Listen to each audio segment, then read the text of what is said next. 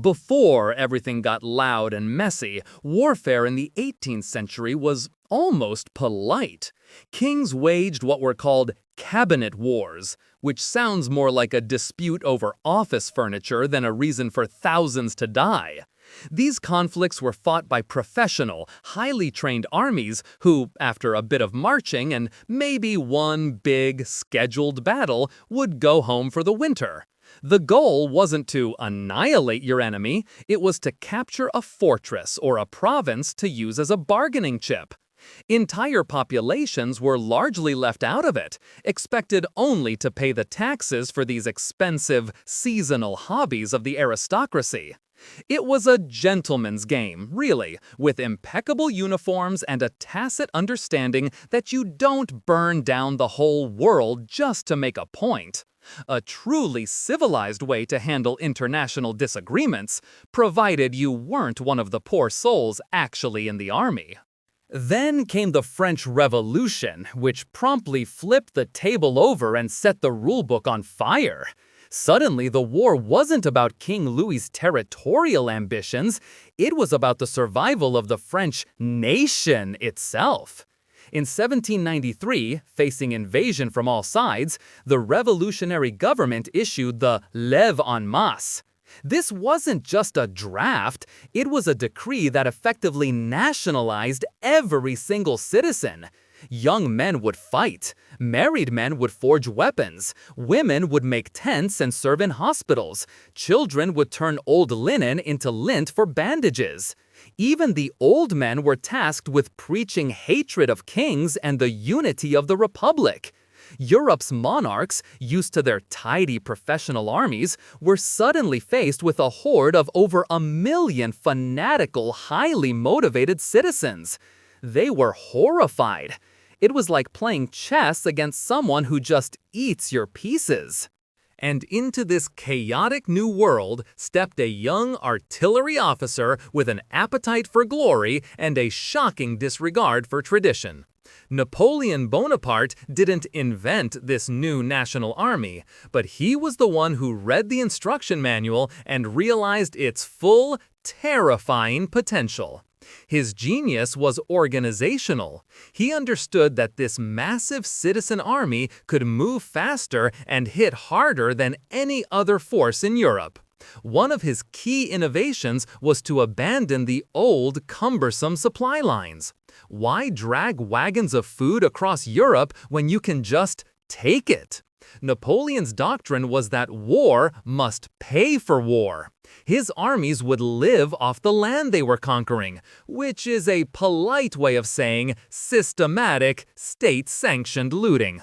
This made his forces incredibly fast and self-sufficient, but it also guaranteed that wherever the Grande Armée went, misery and starvation followed for the locals. A wonderfully efficient system for winning battles, and a terrible one for winning friends. The old way of war sought a favorable peace. Napoleon sought annihilation. His entire military philosophy revolved around forcing the enemy into one single cataclysmic battle and utterly destroying their army. Look at Austerlitz in 1805. He didn't just want to beat the Austrians and Russians, he wanted to crush them so completely they couldn't possibly recover. The goal was to remove their ability to wage war permanently. This changed the stakes entirely.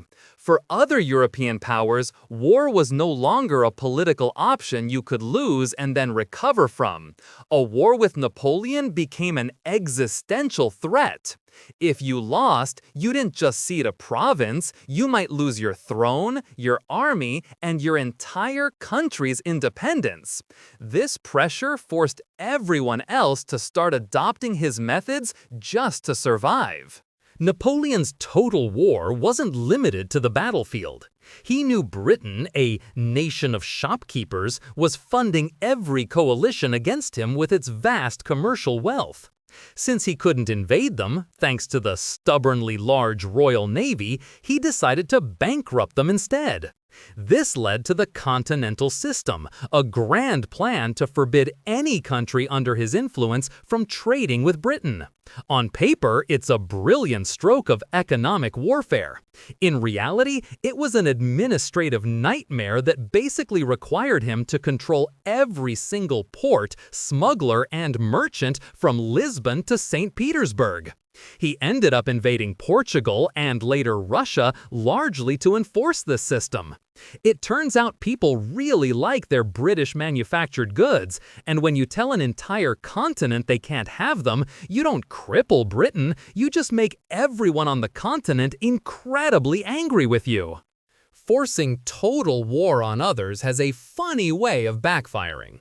In Spain, the French encountered a problem they couldn't solve with a decisive battle.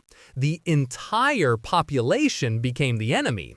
The Spanish couldn't field an army to match Napoleon's veterans, so they invented a new kind of war, guerrilla, the little war. Priests, peasants, and merchants became combatants. They didn't wear uniforms, they didn't fight in formation, they ambushed supply columns, assassinated officers, and melted back into the civilian population.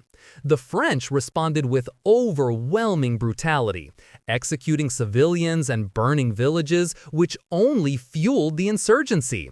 This wasn't war as they knew it. It was a meat grinder that drained hundreds of French troops.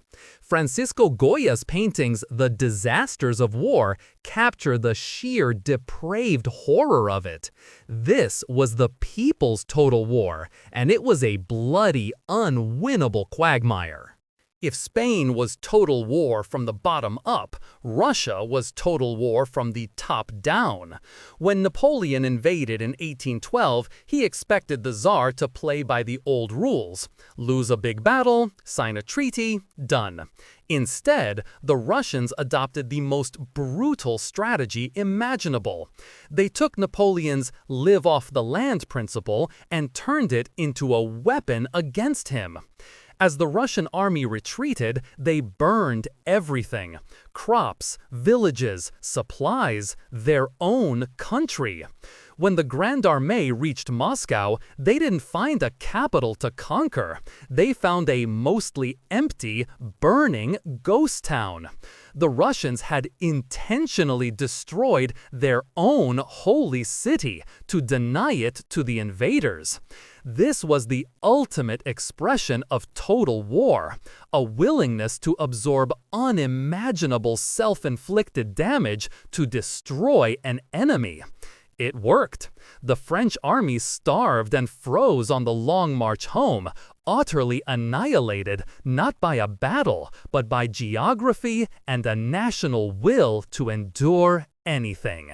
The great irony is that Napoleon's own methods were ultimately used to defeat him. By turning war into a national struggle for survival, he inadvertently taught everyone else to do the same.